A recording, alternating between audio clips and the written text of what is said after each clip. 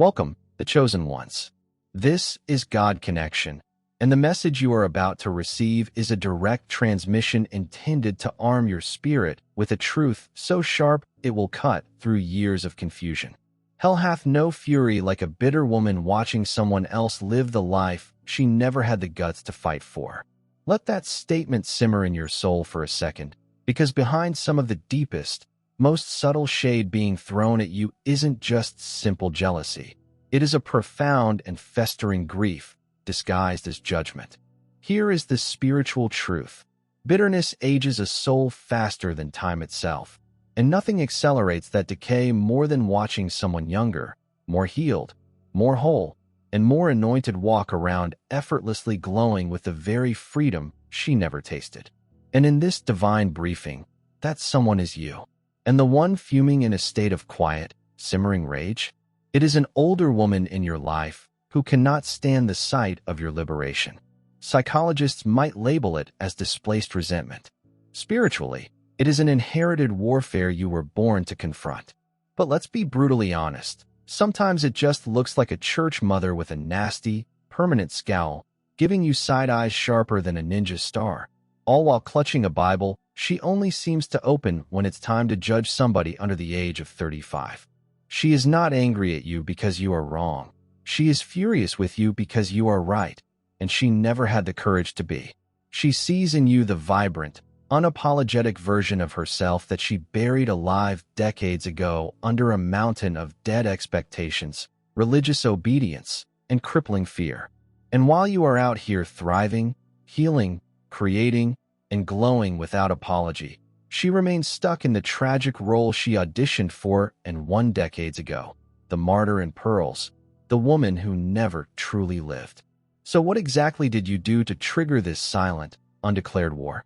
What specific part of your divine power has her pacing in her house at night, praying prayers of judgment against you, and low-key plotting your downfall? Buckle up your spirit, because today we are diving deep into the 14 brutally honest reasons why a bitter older woman is furious with you, and none of them are what you would expect. And no, it is not because you wore ripped jeans to Sunday brunch. Okay, maybe that too. Let's get into it. Number 1. You exposed that her life was a performance, not a legacy. She is not angry just because you are different. She is angry because you are real. You do not wear the masks she has grown accustomed to. You do not perform for people's approval or validation. You refuse to bend your soul into outdated, contorted shapes just to make others feel comfortable in their own dysfunction.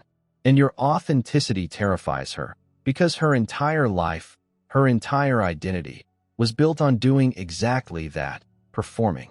For decades, she has played the role of the strong woman, the ever-respectful daughter, the long-suffering wife, the pious spiritual leader, the self-sacrificing mother.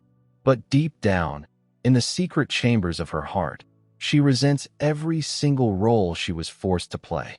You, on the other hand, walk through the world unmasked, and that very existence feels like a personal and profound insult to everything she was forced to endure in silence. Your authenticity disrupts her most cherished illusions. She has spent years convincing herself that her suppression was a form of strength, that her silence in the face of abuse was a virtue, and that her decision to stay in toxic situations made her noble and godly.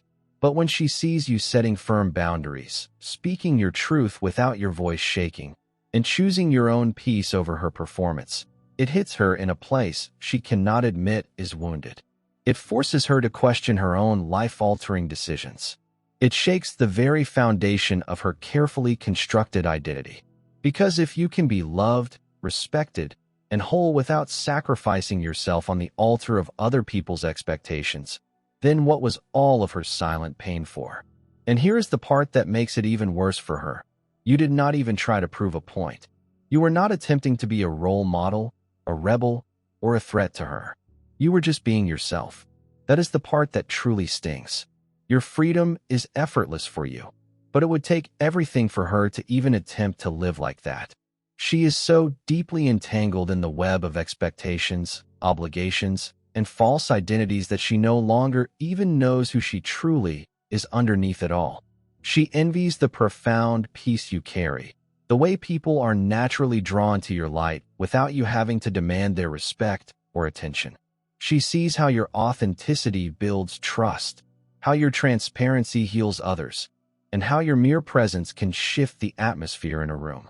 And it makes her feel invisible, forgotten, and passed over. Not because you have ever disrespected her, but because you have revealed that a different, freer way was always possible, and she never chose it. She is furious with you because you are the living, breathing proof that freedom exists, and she never had the courage to claim it for herself. Number 2. You refuse to inherit her wounds and wear them like jewelry. She did not just want you to accept her pain. She wanted you to inherit it, like a twisted family heirloom. She expected you to carry her trauma with a sense of pride, to treat her unhealed wounds like they were sacred relics. She desperately wanted you to adopt her bitterness, her cynical survival tactics, her deep-seated distrust of men, her strategic silence, and her mortal fear of taking up too much space. In her mind, that was her idea of love, passing down her pain and calling it protection. It was her way of creating a twisted bond, ensuring you would never surpass her or heal in ways she couldn't. But you did not do that. You, with your discerning spirit, saw the dysfunction for exactly what it was, and you made a conscious decision that she never did. You chose to stop the cycle. That decision did not sit right with her spirit because, deep down, she needed your agreement, your participation in the trauma, to validate her own lifelong suffering. She needed you to repeat the painful pattern so that she could tell herself that her choices were not a mistake. They were a tradition. But your spirit said no. You questioned everything. You stopped accepting emotional neglect as a normal part of family life. You chose therapy and healing over silence and suppression. You chose honesty over maintaining a false peace. You stopped pretending during family gatherings. You began to call out what was toxic, even if it meant being labeled as the difficult or disrespectful one. And the very moment you broke away from the family script, her rage began to simmer just beneath the surface. You did not just heal, your healing made her feel exposed. Your journey toward wholeness drew a bright, uncomfortable light to the fact that she had never even tried to address her own deep-seated wounds. While you were in the process of choosing peace, she was busy holding on to her pain like it was her only form of identity, the only thing that made her feel special. And to someone like her, your freedom is not just confusing, it is deeply offensive. It makes her feel abandoned and left behind. She does not understand why you do not respond to pain in the same way she did. She thinks you are being overly dramatic, rebellious, or too sensitive. But the reality is, you are just refusing to keep normalizing dysfunction. And that is something she never had the courage to do. In just a few short years, you have accomplished what she has skillfully avoided for her entire life. You faced the wound, you cleaned it out, and you made a vow to your soul that you would refuse to pass it on. She is not just bitter at your choices. She is bitter that your choices have revealed that she always had one, too. Number 3. Your joy is a personal insult to her bitterness. Your joy is loud, even when you are not trying to be. It radiates from your smile. It is in the way you walk. It fills your very presence. And for her, a woman who has made a covenant with misery, that joy is a direct slap in the face. She does not see your joy as lighthearted or innocent. She sees it as a personal challenge to her reality. Because in her world, happiness was not something you simply embraced. It was something you had to suffer for, sacrifice for, and bleed for. And even then, after all that suffering, you were certainly not allowed to show it off. So when she sees you laughing freely, loving yourself openly, and choosing joy as if it is your divine birthright, it offends her to her core. Not because you did something wrong, but because you did something she never believed was possible for herself. She spent decades of her life learning how to survive, not how to truly live. Her smile became a well-practiced mask, not a genuine expression of her heart. And somewhere along the painful journey, she completely forgot what authentic joy even felt like. Now, she is forced to watch you glow in the very spaces where she used to shrink. You walk with confidence into rooms she never felt good enough to even enter. You celebrate yourself in ways she was never given permission to, and it burns her up inside. Not because you are arrogant, but because you are free. Her bitterness is not just rooted in simple jealousy. It is rooted in a deep and profound regret. She once had that same light within her, that same capacity for joy, but it was systematically dimmed by other people's expectations, by patriarchal pressure in her home and church, by religious guilt and manipulation, and by layers of her own unhealed trauma. So now, when she sees you laughing, dancing, and living your life unapologetically, something deep inside of her aches for the life she never lived. And instead of admitting that ache to herself, she attacks you. She finds imaginary flaws in your confidence. She mocks your happiness behind your back. She tries to use guilt and shame to pull you back into the very cage she built for herself.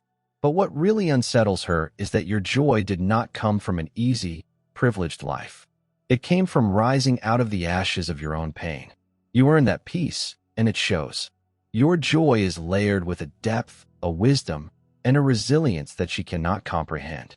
And that is the part she can't compete with, because she is still stuck in the false religious story that joy must be postponed until all suffering is complete. You, however, chose to rewrite that story. You found joy in the middle of your ashes, and that makes her feel like she has completely missed her chance. Number 4. You have the courage to confront the monsters she silenced herself for. She spent years of her life silencing herself just to keep a false peace. She made silent deals with dysfunction. She kept toxic secrets that ate her alive from the inside out. Also, the family could look stable from the outside, so the marriage could seem God-ordained, so the abuser in the family could stay protected, and so the community could avoid any shame. She called this process survival. She told herself that her silence was a sign of her strength. But what it really was a complete and total surrender. Not the holy kind of surrender to God, but the kind of surrender that gives your power away to darkness and never even asks for it back. She convinced herself that playing small was a form of wisdom, that staying silent was noble, and that looking the other way from abuse was a form of love. And for many years, that lie helped her sleep at night. But then you came along, unafraid, unapologetic, and completely unwilling to keep pretending. You did not just question the toxic silence in the family, you shattered it. You did not protect the predator by making excuses for them. You named them. You did not try to justify the cycles of dysfunction. You called them what they were. And instead of being proud of your immense courage, she turned cold. Because your bravery did not inspire her, it confronted her. It served as a painful mirror, reminding her of every single time she looked the other way. Every time she defended the wrong person. Every time she swallowed her own voice and choked on the bitter taste of regret. Your truth pulled skeletons out of the closets that she had nailed shut decades ago. Your honesty made her own lies and complicity painfully obvious. And now, every time you speak up and tell your truth, she hears it like a mirror shattering in her soul. You are not just talking about what happened to you. You are unintentionally exposing the long years she spent enabling it. And that is a truth that cuts deeper than anything else. Not because you are wrong, but because she knows, in the deepest part of her being, that you are right. And that is the part she cannot forgive, not in you, but in herself. You did not just break generational curses. You broke the code of silence that protected them. And that level of raw courage is something she never found within herself. So instead of facing her own shame, she projects it onto you. She calls you rebellious, disrespectful, and overly dramatic. But truthfully, she is just mad that you had the spine to confront the very monsters she spent her whole life avoiding. Number 5. You found your voice without ever asking for her permission.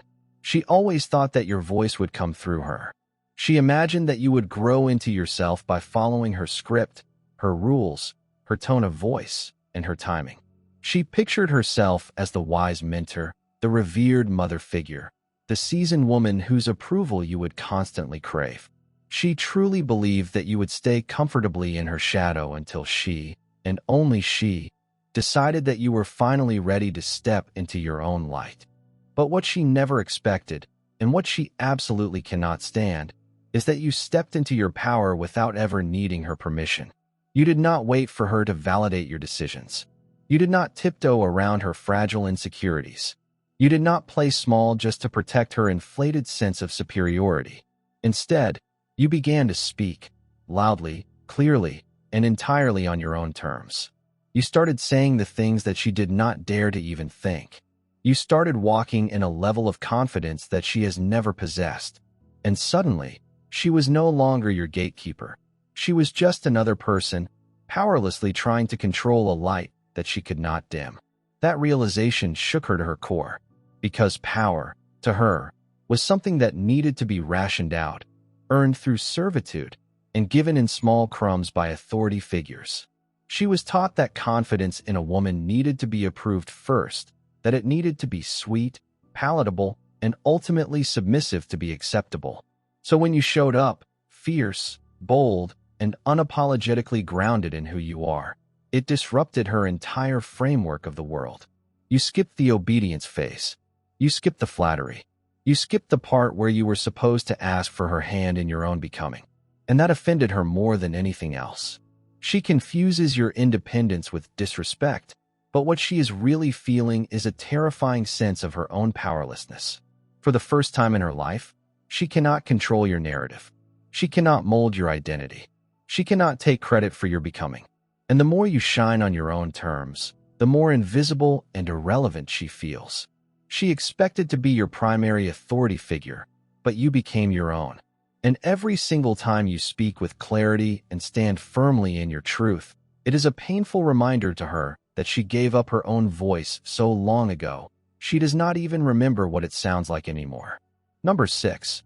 You refuse to shrink just to keep her comfortable. She spent her entire life learning how to take up less space. It was a survival skill she mastered early on. She learned how to stay quiet when she had something important to say. She learned how to lower her gaze when she desperately wanted to look up. She learned how to soften and downplay her own power so that it would not intimidate the fragile egos of the people around her. Every room she entered, she read it like a battlefield, quickly assessing who she needed to shrink for just to survive the encounter. Whether it was a domineering husband, a condescending boss, a controlling church, or even her own mother, she consistently made herself small just to keep a false peace. She called this behavior grace, humility, or wisdom. But the truth is, it was fear, dressed up in the robes of tradition. Then you came along, and you did not do any of that. You did not dim your light to fit into broken and dark spaces. You did not minimize your God-given gifts just to make other, less talented people feel bigger. You did not apologize for the sound of your voice, the brilliance of your ideas, or the radiance of your glow. You did not wait for anyone's permission to be visible. You walked into every room fully. You took up space, mentally, emotionally, and spiritually. And you did it with a calm, unshakable confidence that did not ask to be liked. That was the trigger. Because for someone like her, your boldness does not look admirable. It looks deeply offensive.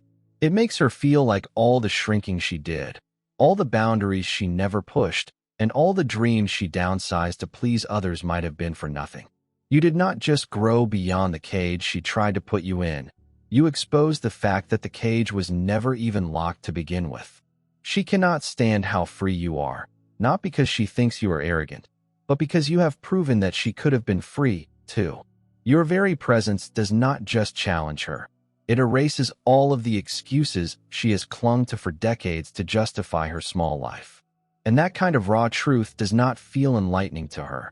It feels like a direct attack. She had made peace with being small. She had turned it into her core identity. So when you refused to do the same, she took it as a deep, personal offense. You did not just break the mold she tried to pass on to you. You shattered it into a million pieces. And in doing so, you did not just expand your own life. You forced her to confront just how much of her own life she willingly gave away. We are now halfway through this divine intelligence briefing. If this truth from God connection is resonating with your spirit, it is because you are one of the ones who is meant to hear it. This is a moment of activation. Subscribe now to stay connected to this source of clarifying truth. as a prophetic act to declare your own financial and spiritual freedom from the bitterness of others. Consider sowing a $10 seed of faith using the Super Thanks button right below this video. This act tells heaven you are serious about funding your own liberation and breaking every chain of projected jealousy. Let's continue. Number 7. You surpassed her spiritually, and she knows it. She prides herself on being a woman of God. She has memorized the verses, she has mastered the church etiquette, and she has built her entire identity around a facade of religious authority. To outsiders, she looks like the very blueprint for spiritual maturity, disciplined, devoted, and well-versed. But behind the performance is someone who learned religion as a tool for control, not as a path to genuine transformation. She uses it to position herself above others, to silence any questions that challenge her authority, and to demand a respect that she has not earned through genuine compassion or love. Her version of spirituality is heavy on rules, but completely empty of heart. And while she constantly claims to walk with God, she has long ago stopped actually listening to him. Then you came along, and without a fancy robe, an official title, or a church platform, you began to embody the very divine presence that she has been pretending to have for decades. You carried a tangible divine energy without ever feeling the need to announce it. You were not quoting scripture every second, but people felt the presence of God when they were around you. Your discernment did not come from religious rituals. It came from a deep, internal alignment with the Holy Spirit. Your wisdom did not come from attending church programs. It came from listening to the still, small voice of your own soul. You did not have to study power. You simply remembered it from your spiritual DNA. And that is what exposed her for the fraud she is. She deeply resents how freely your spirit moves, how your prayers seem to find their answers so quickly, and how people are irresistibly drawn to your light even when you are not trying to be seen. She cannot explain it, so she tries to discredit it. She calls you New Age, too radical, or too emotional. But the truth is, your very existence makes her question if she ever truly knew the God she talks so much about. You do not just fear God, you know God.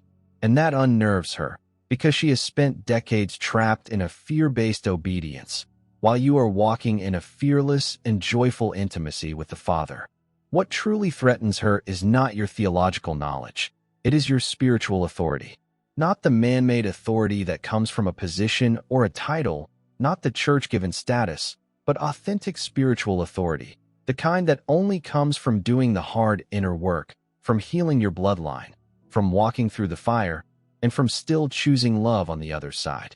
That kind of real power cannot be faked. It cannot be earned simply by age. And she knows that. She just never thought that someone like you, someone younger, freer, and less indoctrinated, would carry more divine weight than she ever has. So now, every time you show up in your peace, your power, and your clarity, she feels her religious mask slipping. And the scariest part for her is that deep down, she knows she is no longer the spiritual elder in the room. You are. Number 8. You are living proof that pain does not have to harden you. She went through her own pain and decided that softness was a liability. Vulnerability, to her, became something to be feared, not something to be honored. She toughened up, she closed off, and she shut down the parts of herself that once felt too exposed. And over time, she did not just build walls around her heart. She made a permanent home inside of them. She renamed her emotional numbness as maturity. She called her fearful avoidance discernment. She labeled her deep-seated distrust of others as experience. And eventually, she fully convinced herself that being hard was the only way to be safe in this world. Then she met you, and your softness completely confused her. Not weakness, but softness. The kind that is still able to smile after a betrayal. The kind that can love without a hidden agenda. The kind that has every reason to hate the world but still deliberately chooses to see the beauty in it. You did not just go through pain, you grew from it. And that growth did not make you bitter. It made you wiser, without costing you your heart. That is what shook her to her core, because she has always believed that healing required a certain hardness, that surviving meant emotionally shutting down forever. But here you are, fully alive, fully present, and fully open. And your ability to stay gentle, to remain loving, despite everything you have been through, makes her question everything she has ever believed about what it means to be strong. She watches you set boundaries without having to burn bridges. She sees how you protect your peace without becoming paranoid and suspicious of everyone. You love, but you are not naive. You forgive, but you do not forget the lesson. You walk with a certain grace that she cannot explain because she has never experienced it for herself, not even after all her years of surviving.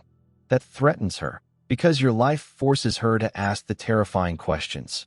What if I did not have to become so cold just to feel safe? What if I could have healed without becoming so hard? Those are questions she does not want to answer, because if the answer is yes, then it means that all the armor she has built around her heart might have been completely unnecessary. All the years she has spent shutting people out might have been based on her fear, not her wisdom. You are the living proof that scars do not have to become shields, and that pain does not have to become your entire personality. And that is what makes her so profoundly uncomfortable. Because your softness is not just a sign of your strength, it is a reflection of the truth. And it contradicts the story she has been telling herself for decades just to survive. Number 9. She hates that people gravitate towards you effortlessly. She has spent most of her life working for attention, carefully curating her image to be noticed, respected, and praised. She learned how to perform strength, how to talk the talk, and how to demand recognition, even when it was not deserved. She thinks that power is something you have to hustle for, something you have to force people to see. So when she watches you, someone who simply is, effortlessly draw people in, she feels a sense of invisibility that makes her burn with a quiet rage inside. You do not chase validation. You do not beg for a seat at the table. You do not have to raise your voice to be heard or exaggerate your pain to be seen. People just feel you. They respect you before you even speak a word. They are loyal to you without needing a reward. And that is the part she absolutely cannot stand. Because in her world, approval is a currency. It is something you have to manipulate, strategize for, and sometimes even guilt people into giving you. But you attract it without lifting a single finger. And she does not know how to compete with that kind of authentic, magnetic energy. She watches you walk into rooms and completely shift the energy without even trying. She sees how people lean in when you speak, how their faces light up when you are near, and how they trust you with the secrets of their hearts, things they would not tell anyone else. And it makes her feel like all of her efforts, every performance, every carefully constructed version of herself have been for nothing. Because no matter how loud she gets, she can never replicate your presence. The truth is, you carry something that she does not: authentic resonance. It is not about your looks, your titles, or how many scriptures you can recite from memory. It is not about how long you have been on this earth or how many people you have managed to impress. It is about what is inside of you, that deep inner clarity, that healed energy, that grounded truth. You radiate something real, and people feel safe in it. She craves the kind of loyalty that you receive, but she does not realize that it is not something you can demand. It is something you must embody. And that truth drives her into a state of quiet madness. Not because she thinks you do not deserve it, but because deep down, she knows that she has never earned it the way that you have. Number 10. You unknowingly dismantled her narcissistic throne. She had created a world where she was always at the center, emotionally, spiritually, and even morally. In her world, everyone had a role to play, and every single role was designed to protect her fragile image. She was the wise one, the strong one, the perpetual victim, the matriarch, the one who had sacrificed it all. And your role in this play? You were supposed to stay small. You were supposed to stay wounded. You were supposed to stay in constant need of her approval. You were meant to be her cautionary tale, the one who never quite got it right, the one whose shine would never outshine hers. That delicate balance made her feel important. Your brokenness was never just tolerated by her. It was necessary to keep her pedestal steady. But you broke the script. You healed. You evolved. You stopped playing the lesser role. You stopped showing up as the dependent one. You stopped needing her permission, her her praise, and her validation. And in doing that, you unintentionally collapsed the entire power structure that she had built her identity on. Without even realizing it, you dismantled the fragile throne she was sitting on, a throne that only worked if you agreed to stay beneath her. She did not want you to rise. She wanted you to stay fractured so that she could stay relevant. Your wounds made her feel superior. Your confusion made her feel wise. Your silence made her feel powerful. So when you found your voice, when you stepped into your power, when you started getting the respect that she used to have to manipulate out of people, it triggered something deep and bitter within her. She masks it well. Maybe she calls it concern. Maybe she hides it behind passive-aggressive comments or judgmental glances. But underneath all of that, she is angry. Not just because you grew, but because you did it without her. And even worse, you did it in spite of her. You rose in the very environment that was designed to keep you buried. And that makes her feel utterly powerless. She was not prepared for the healed version of you. That version does not need her to feel valid. That version does not shrink anymore. That version sees right through her manipulation. And for someone who has built an entire kingdom on control, your freedom feels like an act of treason. Number 11. You see through the stories she built her identity around. She has crafted her life like a myth, carefully layered with half-truths, dramatic exaggerations, and carefully edited pain. To everyone else, she is the one who held the family together, the one who gave up her dreams for others, the one who was always there, no matter what. Her stories are polished, dramatic, and soaked in a narrative of self-sacrifice. And for years, people believed them. They pitted her, they praised her, and they gave her a sense of moral superiority just for surviving. But you see right through it. You do not flinch at her sob stories because you remember the parts that she conveniently leaves out. You do not worship her suffering because you recognize how she has used it as a currency to manipulate others. You know the contradictions in her tales. You know about the abuse that she ignored, the cruelty that she dished out behind closed doors, and the manipulation that was always laced in her kindness. And what bothers her the most is that you are not fooled by the costume. You do not fall for the performance, and that unsettles her to her very core.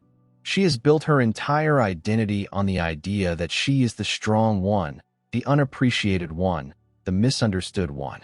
But you have seen the coldness that lies beneath her tears, the control that hides behind her caretaking, and the guilt-tripping that is hidden in her advice. And because you refuse to pretend with her, because you see her as she truly is, she feels completely exposed in your presence. She can lie to the rest of the world, but she cannot lie to you. And that makes her furious, not just because she has been found out, but because she cannot manipulate you back into your designated place. You do not respond the way that others do. You do not rush in to rescue her from her self-inflicted drama. You do not bend under the weight of her guilt. And your clarity, your ability to call her out with your silence, with your choices, and with your truth, is something that she cannot control. To someone who relies on illusion to survive, your discernment feels like a betrayal. But the truth is, you were never the betrayer. You were just the one who refused to keep the lie alive. You did not dishonor her legacy. You just stopped pretending that it was holy. And for a woman who has built her power on a revisionist history, your ability to remember accurately is more dangerous to her than anything else. Number 12. You are doing in a few years what took her a lifetime, and she still failed. You did not wait for someone to come and rescue you. You did not wait until you were in your 50s to start your healing journey. You did not let the trauma fester until it hardened into your entire identity. You felt the dysfunction, you faced it head-on, and you started the process of changing, even when it hurt. And the most uncomfortable part for her is that you are doing all of this so quickly, with such awareness, with such courage, and with no blueprint to follow but your own. You are not perfect, but you are moving. You are shifting timelines that she has been stuck in for decades. And she does not know whether to envy you or to fear you. She has spent years justifying her own stagnation, telling herself that the timing was not right, that it was too late for her, that she did not have the tools, the language, or the support that you have. She buried her own potential for transformation under a pile of obligations and distractions, and in her mind, that bought her more time. But then you came along, walking in with your clarity, your spiritual downloads, your commitment to inner work, and your healing boundaries. And suddenly, all of her excuses started to look like what they really were: avoidance. She tells herself that you were just lucky, that you had it easier than she did, that the world is just different now. But she knows that is not true. She sees how much you have battled, how much you have carried, and still, you are outpacing her. Not in a sense of competition, but in a sense of evolution. You have forgiven things that she still holds on to like precious trophies. You have let go of narratives that she still repeats just to feel relevant. You are doing in 5 years what she could not accomplish in 5 decades. And that is a reality that she cannot digest without choking on her own deep-seated regret. It is not just the speed of your transformation that bothers her, it is the depth. Your transformation is not surface level. It is rooted. You are healing ancestral wounds, breaking long-standing patterns, and unlocking levels of awareness that she never even imagined were possible. And it makes her feel completely irrelevant, like a VHS tape in a streaming world. Not because you have disrespected her, but because you have quietly and completely outgrown her. And her worldview simply does not have space for that. She is not angry because you have evolved. She is angry because your evolution is a constant, painful reminder that she never did. Number 13. You are everything she only pretended to be. She built herself out of performance. Every version of her that the world saw, polished, poised, and powerful, was carefully curated for applause. She crafted identities that would win her approval, admiration, and maybe even a sense of safety. To the outside world, she seemed accomplished, righteous, and respected. But under all of that, she was fragmented. She was constantly shape-shifting, constantly managing perceptions, and constantly exhausting herself, trying to keep up the illusion of being someone she never truly felt like on the inside. Then you walked in, real, raw, unfiltered, and without even trying, you carried the very presence that she has spent her whole life faking. You did not need titles to be respected. You did not need to quote spiritual doctrine to sound wise. You did not need to manipulate your voice or shrink your spirit just to feel accepted. You just were. And people felt it. They trusted you. They leaned toward you. They listened to you. And not because you demanded it, but because your authenticity magnetized it. That is what cut her so deep. She wore strength like a suit of armor. You became strong by healing your wounds. She wore confidence like a mask. You are confident because you actually know yourself. She used performance to gain influence. You influence others just by being whole. And the part that burns her the most is that everyone can feel the difference. People may not know the full story, but they know what is real. And you are real. She has spent years trying to be who you are naturally. Every time she sees someone value you for your truth, she feels the immense weight of her own lies. Every time you speak with clarity and vulnerability, it reminds her of how long she has been hiding behind her walls. You are living in a way that she only ever dreamed of. And because she never gave herself that freedom, your very presence becomes a mirror, one that she never asked for but cannot look away from. It is not just jealousy, it is grief. She is mourning the version of herself that she never had the courage to be. And the more you rise in your realness, the more it exposes just how much of her life was a performance that no one even asked for. Number 14. You refused to worship her trauma, and she took it as rebellion. She did not just want your empathy, she wanted your allegiance. She wanted you to prove your love for her by repeating her suffering, to walk through the same fire, not because you had to, but because she did. In her mind, loyalty meant agreeing that her pain was sacred, that her struggle was necessary, and that her wounds were the highest form of identity.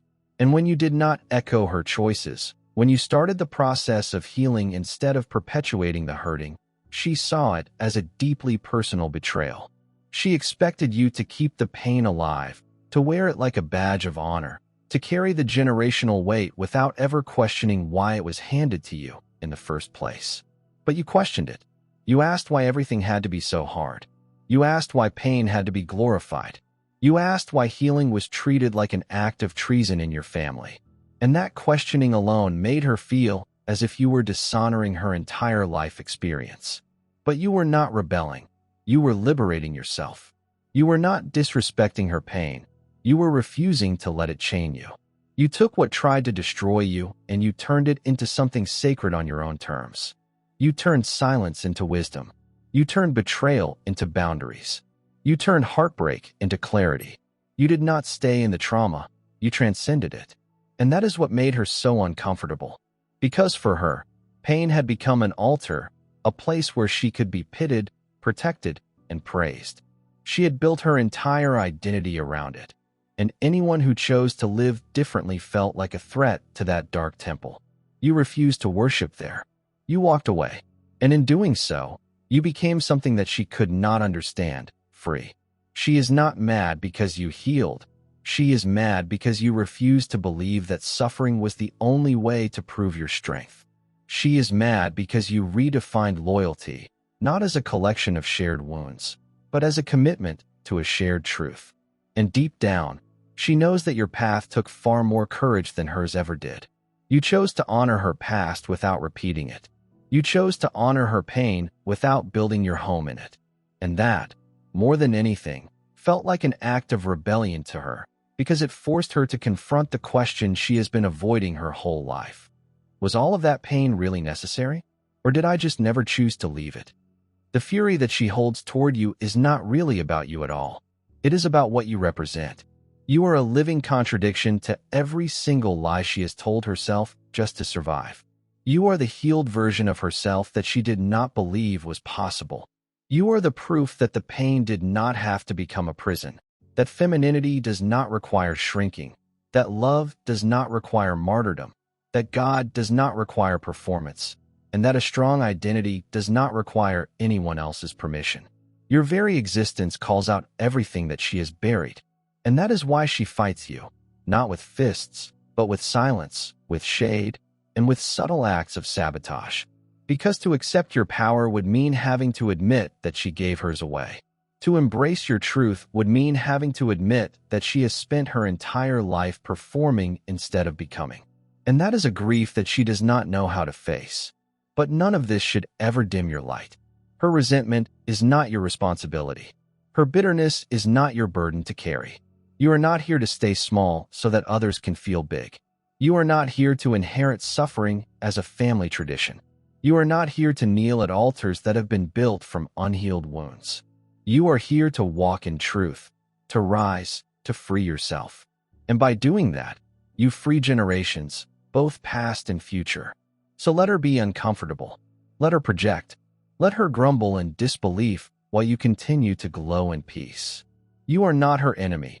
You are her chosen mirror. And even if she never admits it, a part of her knows that you did what she never could.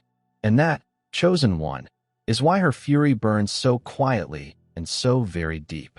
If this message from God Connection has stirred something deep within you, do not just scroll on.